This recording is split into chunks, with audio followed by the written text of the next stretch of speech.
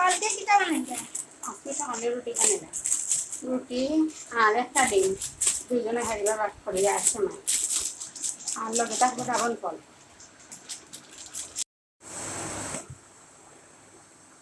রুটি খাই করে এখন কাঁচা পানি দিয়ে রুটি করে না, আমরা তো খাই করে করি।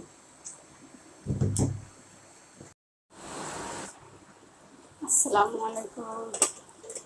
রাতে আমি মাংস বয়ে দিব আর রুটি ভাজিয়ে নিলাম, কারণ লিয়ানোর আব্বু উঠে গেছে। লিয়ানোর আব্বু উঠে গেলে শেষ নাস্তা দিলেই তো।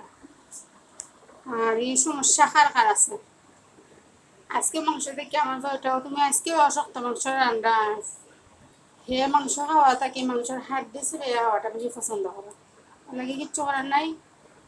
একসাথে দুইটা মুরগ, এগুলো কি দেশি মুরগ আর এগুলো কি ফার্মের সাদা মুরগ, দুইটা মিক্স করে রান্না তার কাছে চিগুন দিব আর এগুলো তার বাপে সাদা মুরগ পছন্দ করে না, আর হে শক্ত মুরগ মানে দেশি মুরগ পছন্দ করে না।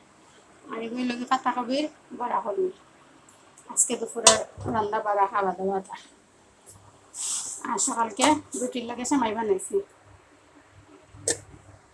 আর একটা জিনিস খাবো, এগুলো কিতা হয় জানি যে দুধের স্বাদ পানিত মিটানি গড়ি বইলে যা অবস্থা হয় আর কি, দুধের পেঁয়াজ দুধের স্বাদ পানিত মিটানি আর কি।